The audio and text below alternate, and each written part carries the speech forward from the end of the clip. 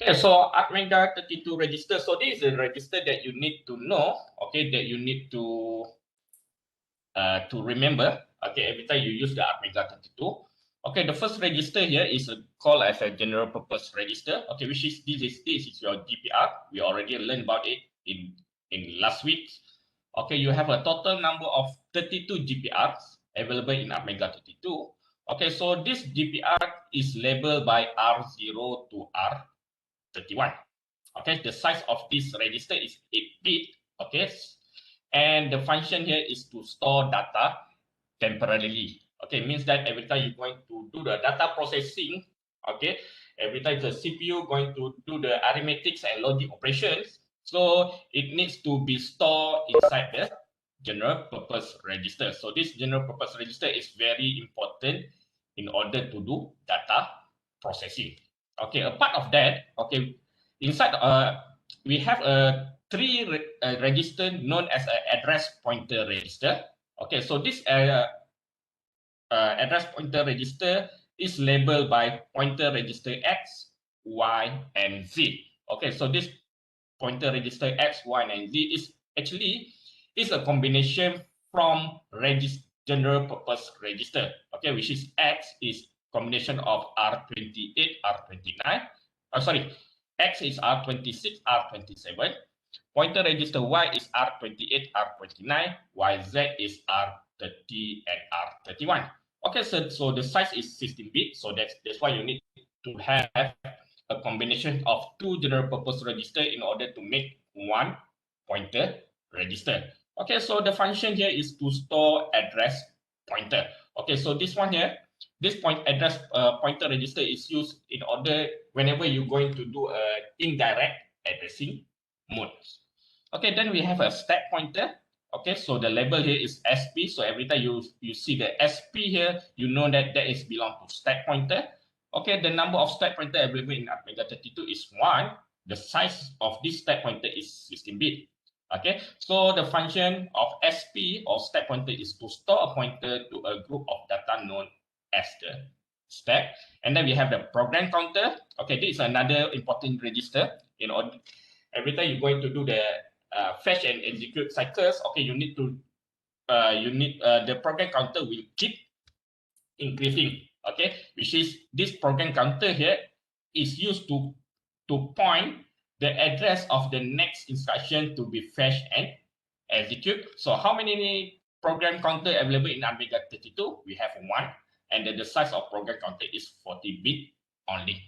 And last but not least, okay, this one also this one register also we already learned in the previous class. Okay, so this register known as a status register ataupun okay, the label is SREG.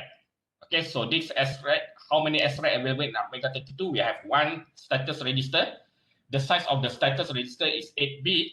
Okay, and what is the function of status register? This status register contains information on the result of the last instruction. So every time you execute what we call here, you execute the instruction, the flags will be updated accordingly. Okay, so this is a Atmega 32 registers that you need to know. Okay, now we move to addressing mode. Okay, so that's the addressing mode overview. Okay, so the CPU okay can access data in various ways. Okay, so this data could be from a registers or in a memory or provided as an immediate value. Okay, so you recall back. Okay, you have a data memory.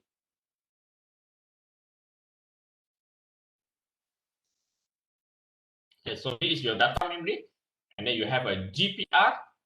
This is your general purpose register, and you have a 64 IO register as well as RAM. Okay, so the CPU okay can access the data in various ways. So this data is coming from either from the registers itself, from GPR or IO, or from the RAM. Okay, so this one, or this data is coming from your RAM, your memories, or provided as immediate value, which is the constant value from outside.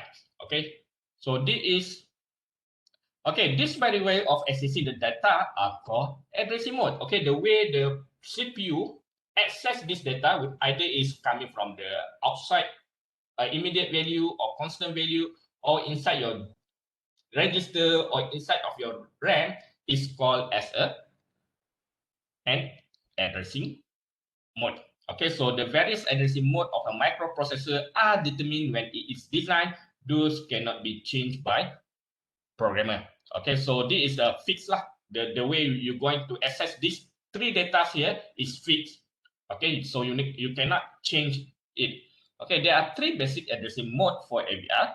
Okay, one we call it as a register addressing modes. Okay, and then we have a direct addressing mode and indirect addressing mode. So in the next few slides, you will learn about these three basic addressing modes. Okay, let's look at the first addressing mode. Okay, so before we start with the addressing mode, okay, let's look at the instruction format first. Okay, you need to familiar with the instruction format, and then after that, we can go more details on the addressing mode. Okay, so this is the instruction format for assembly language for AVR instruction. Okay, so you have a format of the source file. Okay, you have three columns here. Okay, the first one we call it as a label. Okay, so every time you see the what we call here column here, okay, a label and then followed by a column, you know that that is belong a label, and then we have a mnemonic on the second column, followed by the operands on the third column, and last but not least is the commands. Okay, so this is the basic instruction format for assembly language. Okay, most of the time, okay, we have only column 2 and column 3 most of the time. Okay, but somehow, okay, if you're going to keep tracking your programming, some programmer will include the column 4 as well. Okay, and if you're going to do a looping, okay, then you need to include column 1. Okay, so this is the basic instruction format for assembly language. Okay, let's look at this instruction here. Okay, you have a program. Okay, this is a simple program with a few line of instruction. Okay, let's look at the first line here. Okay, in this first line here, you see that you have mnemonics. Okay, so this one is belong to mnemonics, which is a column 2, and this is a column 3. Okay, R16OX5. So this is a column 3, which is this is a refer to your operands, and followed by a comments. Okay, so this is what you're going to the programmer will try to do a description. Okay, what this instruction do. Okay, the comment should be started with the semicolon followed by your description, or you can simply put a double slash and followed by the description. Okay, so and then you have the second line also. We have the LDI is for the mnemonics. R20OX55 is this refer to your operands and followed by comments. Okay, well, in which in this instruction here you're going to load 20 with a value of 55. Okay, so 55 is actually a constant value, which is a value from outside. Okay, you're going to put it to your R20. Okay, line 3 and 4 as well. You have a three format here. Okay, which is a mnemonics, operand followed by a comment. Okay, and then we look at the line 5. Okay, this line here. Okay, this line here you have for all the format here. Okay, L1 refer to your label. ST. Okay, so this is your mnemonics. Okay, what the instruction that you're going to do, and this one here, this is a operand and followed by comments. So this is the basic instruction format. Okay, you need to familiar with this instruction format. Right. So next we look at the first addressing mode, which is a register addressing mode. So the register. Yeah. I have a question. The L1, the column, the row 5, the L1 is label, right? Okay, label. Yes, L1 is label. You can put any labels. You can put any names there. Oh, okay. Okay, so this label here, you can put any names you want. Okay, instead of put the L1, you can put the ulang or repeat, any names that comes in your mind. Okay, so every time you're going to jump to that instruction, so you just use that name lah. For example lah, this line here, BRNEL1 means that if the R16, okay, the value R16 is not equal to 0, then it will go to this, it will jump to this instruction. Okay, then this instruction will keep repeating until your R16 equal to 0. Okay, so that's why loop while counter is not 0. Okay, so this label here, you can put any names that you comes in your mind. Okay, next we are going to see the addressing mode. Okay, as I mentioned earlier, we have 3 addressing mode. Okay, one is a register addressing mode, then you have a direct addressing mode, and the other one is indirect addressing mode. For the register addressing mode, we can divide it into 2 more types. Okay, the first one here, we call it as a single register addressing mode. Okay, why is this a single register addressing mode? Okay, in this addressing mode, the operand is a register. Okay, you see here.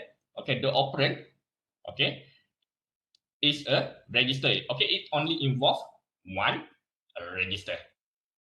Okay, so the instruction can be operate on any of the 32 register. Okay, so this instruction can be operate from R0 to R31. Okay, so example of single register addressing mode as follow. Okay, you have the NEG R18. Okay, so this is your okay, this column here. Okay, so this belong to your mnemonics, and then this is your operands. Okay, so this is your operand, and this one here, this is your comments. Okay, you see here on the operand side, okay, you have only one register involved. Okay, for each of these instructions. So that's why we call it as a single register addressing mode. Okay, so let's look at this one. The first line, NEG R18. Okay, actually, okay, what you're going to do here is you're going to negate R18. Okay, you're going to do a second complement to your R18 value. Okay, then you have a COM R19. Okay, so it only involves one register. Okay, which is R19. Okay, so this instruction here will complement the content of R19, in which you're going to do the first complement. Okay, then we have a INC R20. So this one, you're going to increment your R20 by 1, and then followed by DEC R21. So this one, you're going to decrement your R21 by 1. So since this instruction here is what we call here involve only a single register, so that's why we call it as a single register addressing mode. Okay, then we go to 2 register addressing mode. Okay, for the 2 register addressing mode, it involves the use of 2 register to hold the data to be manipulated. Okay, so the instruction can be operate on any of the 32 register, okay, from R1 to R31. Okay, since it involves 2 registers, so one register will become a destination register, and the second register will become the source register. Okay, for the single addressing mode, okay, you only have one register, which is your destination register. But for the 2 register addressing mode, it involves the destination register followed by source register. So most of the time, okay, at the left of the operand, okay, this belong to your destination register, while at the right side of your operand, this belong to your source register. Okay, so let's look at example of 2 register addressing mode.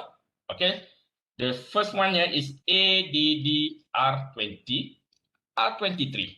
Okay, so you see here, it involves two registers here, which is R20 and R23. Also, what this instruction do? Okay, means that you're going to add R20 plus with R23. And then what happened here? Okay, you're going to put the result to R20. Okay, so as I mentioned earlier, at the left-hand side of your operand, so this always become your destination register. Destination register. While at the right-hand side here, this is become your source register. Similar to this one, SUB R29, R20. So what you're going to do? You're going to subtract 29 with R20. So R29 minus with R20. And what about the result? The result will be stored inside R29. Okay, so later in the next module, you will learn more details on this instruction. Okay, how the instruction works. Okay, so this is for the two register address mode. Any question up until here? Ada soalan tak?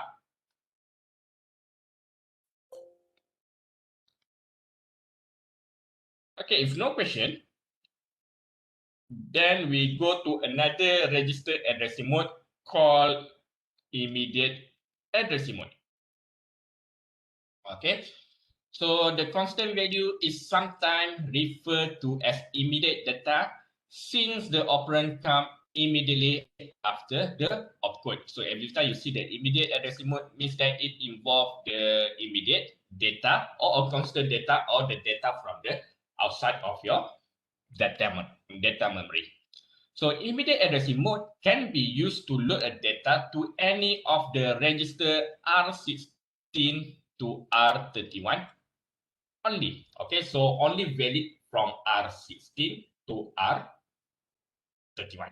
Okay, if you're using the R0 to R15, then you will have a syntax error. Okay, not valid if you're using the R0 to R15. So immediate addressing mode only valid to use, okay, with a register from R16 to R31. Okay, so the immediate addressing mode also used for arithmetic and logic instructions such LDI, ANDI, SUBI. So how we going to identify? Okay, is this instruction is belong to immediate addressing mode or just single addressing mode or two register address mode? So how to identify? Okay, to identify whether it's the immediate addressing mode or not, okay, you can look at the end of the mnemonics. Okay, so every time you see the end of the mnemonics or the end of the instruction ended with an I, so you know that that one is belong to immediate addressing mode. Okay, so let's show an example. Okay, immediate addressing mode. Okay, the first line here, LDIR19OX25. Okay, so you see here. Okay, so this is the immediate. Okay, you're using the immediate addressing mode. So what happened here? You see, for the immediate addressing mode, it involves of one destination register. Okay, so this is your RD, and the second operand is your K, your constant value, your constant data or your immediate data. Okay, so it must be involved one register and one constant value. Okay, so in this first line here, what this instruction do is you're going to load number 25 to R19. So R19 will have number 25. Okay, and then see, this is another immediate addressing mode. Why? Because you see here, at the end of this instruction, it ended with I. Okay, so SUBI, you know that SUB is stand for subtract. Okay, you're going to subtract R19 with number 6 and put the result to R19. So what happened here? R19 equal to R19 minus with 06. Okay, what about this one here? ANDI. Okay, you know that. Okay, so this one we're going to do that logical AND with an immediate value. Okay. Okay, so you have a R19. You're going to AND with this value. Okay, which is 40, and put the result to R19. Okay, so in sometime, okay, instead of using the constant value, okay, you can replace this value here with a name or with a label. Okay, so this one here, you need to use the E.EQU directive to access immediate data as a label or name. How to do that? Okay, so first, you need to, what we call here, you need to define lah. Okay, you going to define that count equal to 30. Means that every time you use the word count, the value is 30. So how to define that? You need to define by by writing .equ, okay, which is you're going to define count equal to OX 30. Okay, so every time you see the word count here, you know that is the value of the count is 30. Okay, so next you write down your program and then load IR16 count. So you know that this count here is 30. Okay, so what happened here? You're going to put 30 to your R16. Okay, actually this one here is equivalent R16 count. Actually, it is equivalent to load IR16 X30. Okay, this is another way lah. Instead of using the numbers, okay, you're going to use a label or name. Okay, you're going to replace it with a label or name. But you need to define first by using the .equ directive.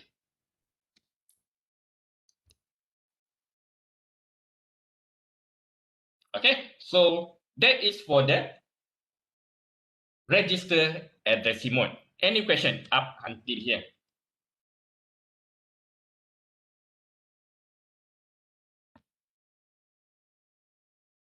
Ada soalan tak for the register addressing mode? No question, yeah? Okay, if no question, then we go to... Doctor, Yeah. for the AND, must we use the binary coding? Yes, for the logical, any logical, you need to use the binary numbers. Okay. Okay, so that you can do a comparison between the bit by bit and do that logical function. Okay. Okay, so now we go to the direct addressing mode. So this is the second method is a direct addressing mode. Okay, so in direct addressing mode, the operand data is in a RAM memory location whose address is known. And this address is given as a part of the instruction. Okay, so we recall back previously.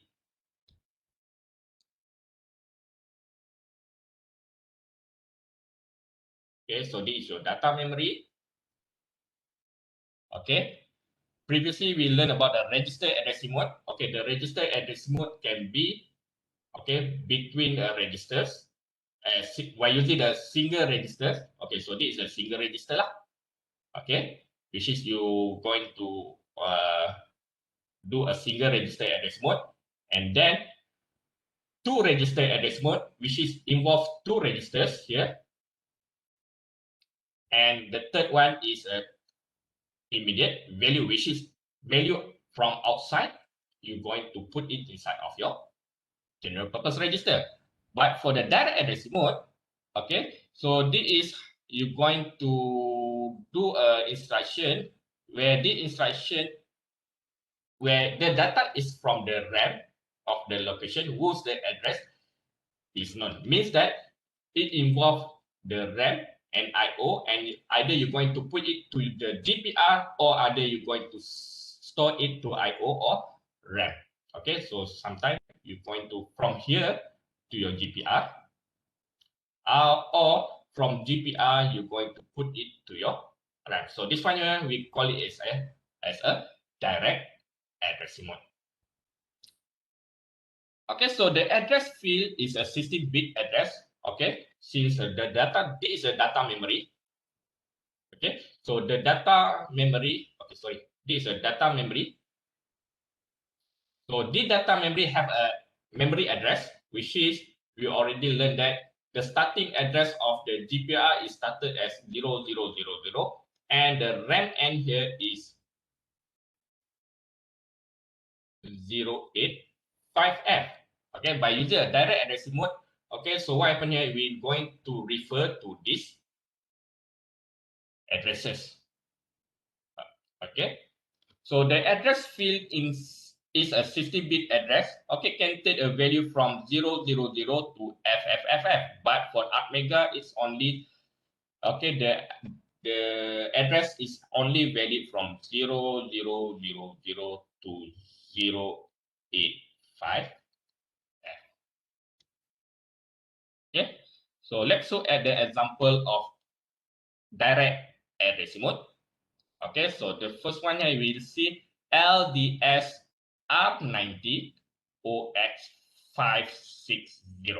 Okay, so what happened here is, okay, you have a data memory.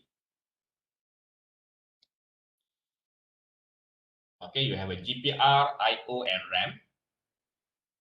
Okay, so this is your R19. Let's say this is your R19. We're going to see what happened to this the first line here. Okay, LDS R19 OX560. Okay, previously we already learned about this, the LDS instruction. Okay, so what you're going to do is here is you go to address 560, which is somewhere around your RAM. Okay, take the value inside of this address and put it to the R19. Okay, so this is the direct addressing mode. Okay, means that you know the address. Okay, the address that you're going to take the value, and then after that you go to the address and put it to your R19. Okay, the best way to explain this is, okay, you're going to send a postcard to your friend. Okay, so in order to send a postcard to your friend, you need to know your friend address. Okay, so what you're going to do is, okay, so you directly go to your friend house, which is, you know, the address, and then you send it to your friend, that postcard to your friend. That is a direct addressing mode. Okay, it means that you send in by yourself, okay, without using any courier service. Oh, okay. And the second instruction here is SDS OX40 R19. So what happened here? SDS, previously we already learned about this one. You're going to store value from R19 to address 40. Okay, so what happened here? So you take a value from R19, okay, and then you're going to store to address 40. Okay, perhaps the address is 40 is somewhere around this IO. Okay, for some 40. So what happened? So you take the value from I90 and store it to address 040. So this is another direct addressing mode. Okay, why? Because you already know the addresses. Okay, the address you're going to store the value from R90. Then we have a IO direct address mode. Okay, for IO direct address mode, okay, this one can address only the standard IO register. Okay, so by using the IO addressing mode, okay, you only can access the IO register, okay, which is at the middle of your data memory. Okay, so this one here we will, for IO direct addressing mode, it will use the in and out instruction only. Okay, so previously we already learned about the in and out. So in and out, you need to refer to IO address. Okay, LDS STS need to refer to memory address, while in and out, okay, you're going to refer to IO addresses. Okay, so let's look at the example of IO direct addressing mode. Okay, so this line here. Okay, out OX15 R19. Okay, so this is your data memory. This is your IO and this is your RAM. Okay, so you're going to take the value from R19, which is inside your GPR, and then you're going to set it to the address of OX15 inside of your IO register. So this is OX15. Okay, take the value and put it to here. Okay, so actually this one is equivalent, okay, out OX15 R19 is equivalent to out port C R19. Okay, in which, okay, the IO address of port C is actually addressed at OX15. So instead, as I told you earlier in the last week, okay, instead of you memorize the IO address, you can use the name or the label of that IO register. Okay, so actually, if you're going to use the out or X15 R19, is equivalent if you use the name out port C R19. Okay, similar to this one here in R26 or X16. So what happened here? Okay, you go to address 16 inside of your what we call IO register and take the value and you're going to put it to your R26 inside GPR. So this is by using the in instruction. So this one here, okay, this instruction is actually equivalent to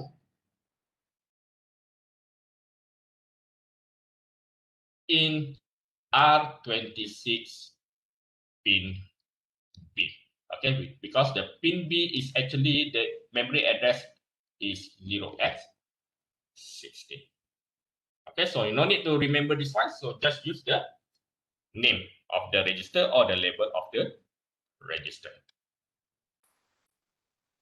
So this is the set Atmega 32 IO register addresses. Okay, so this is for the input-output ports lah. Okay, that you will always use in Atmega 32 programming. Okay, as I mentioned, this is the symbol of the name of the register. Okay, and then this is the IO address. Okay, so the IO address and the data memory address. Okay, if you're going to use the in and out instruction, okay, we need to refer to this IO address. If you're going to use the data memory address, you need to use the LDS and STS instruction. Okay, so for the IO address, for the IO register, it is a special one. It has two address, which is IO address, and the second one is a data memory address. Okay, so for the in and out, instead of using the IO address, you also can use the register name. You can replace it with a register name. But for the LDS and STS instruction, you cannot use the register name. You need to refer to this memory address. Okay, let's look at this example here. Okay, you're going to write a code to send 55 to port B. Okay, A, using the register name, B, using the IO address, and C, using the data memory address. Okay, you have 55. You're going to send it to port B. How to do that? Okay, first, what are you going to do? You have a value 55, you're going to send out to port B. So now, what you're going to do to your port B? Is it your port B you're going to initialize it as an input port or as an output port? Anyone? Anyone can tell me? What you're going to do to your port B?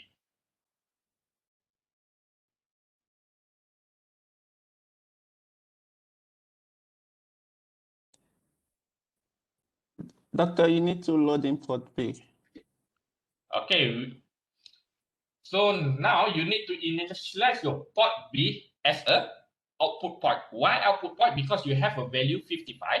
You're going to send out to port B. Okay, since every time you're going to send a data, a value to your port, so we need to make that port as a output port. So now port B, you need to make it as a output port. So how to make the port as an output port? Macam mana nak buat? How to initialize your port here so that it become an output. You need We to use out. initialize. Okay, you need to initialize at what registers?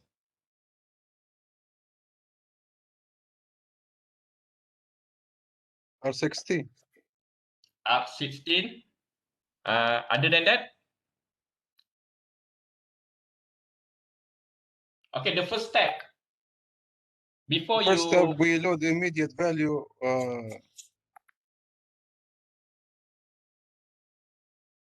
Okay, Azari, okay. What are you trying to say?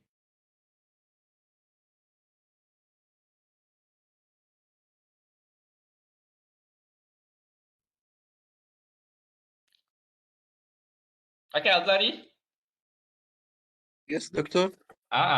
Can you tell me We what load we're the going to do? immediate LDI R16 60 55. Okay, so before we going, okay, so since now you're going to make your port B as our output port. So to make the port B as our output port, so what you're going to do is you need to make sure that the DDRB will have what value? 1. Okay, 1. Okay, if you send 1, then it becomes output. If you send 0 to your DDRB, it becomes input. So this is the first step. Okay, to initialize your port, either you're going to set it as an input or output, you need to do it inside of this DDR. Okay, so in this example, okay, we're going to send 55 to port B. So port B, definitely you're going to make it as an output. So to make it as an output, you need to send 1 to your DDRB. Okay, so that's why, okay, the first line here, you need to put 1111 to your DDRB.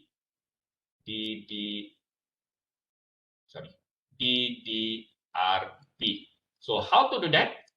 Okay, first, you need to load this value to your GPR. Okay, once you load this value to your GPR, then after that you can send out to this DDRB. Okay, so that's why load IR17 0xFF. Okay, so R70 will have this value 11111, and then out DDRB R70. Okay, so after you execute this line here, what happened? Port B is now become an output port.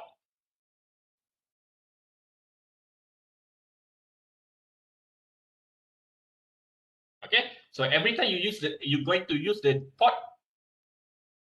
you need to make sure that you need to initialize it either as an input or as an output port. Okay, that is the first thing that you're going to do. Okay, after you initialize it as an output, then after that you can send this value to your port B. So how to send this value to port B? Since this value here, is a immediate value, a constant value. So you need to put this value to your GPR. Okay, so we put this value to R20. Okay, so once this value is already inside R20, then by using the out instruction, then you can send out the 55 to you, to the port B. Okay, so that's why out port B R20. So what happened here? Port B equal to 55. Okay, this is by using the register name. Okay, B. By using the IO address. Okay, so using the IO address. So first you need to know lah. Okay, what is the IO address for DDRB and port B? Okay, because DDRB is used to initialize as an output port, while port B you're going to send out the value. Okay, so this is a DDRB, and this is your port B. Okay, so we have two columns here. One is for IO address, and the second one is for the memory address. For the IO address, DDRB, okay, so we can refer to this table. DDRB IO address is 17, while memory address is 37, while port B IO address is 18, and the memory address is 38. Okay, so you write down here, this is a 17, and then this is a 37. Okay, so you have a, and then this is a 18 and 38.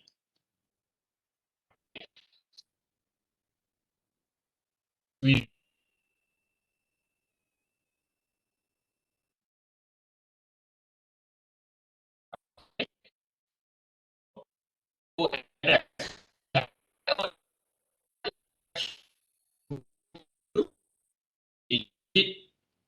which instruction that you're going to use for IO address?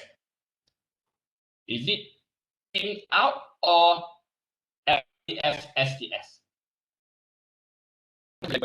For IO addresses. Okay, for IO addresses, we need to use in or out instruction. Okay, similar to what we have done in A. Okay, the first step here, okay, you're going to initialize your port B so that your port B become output port. So load IR17 0xFF and out. Okay, you see here the DDRB. Okay, previously we out DDRB R17, but now since we are going to use the IO address, so we take the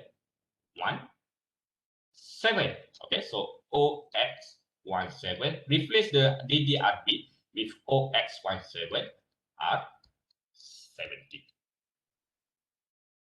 Okay,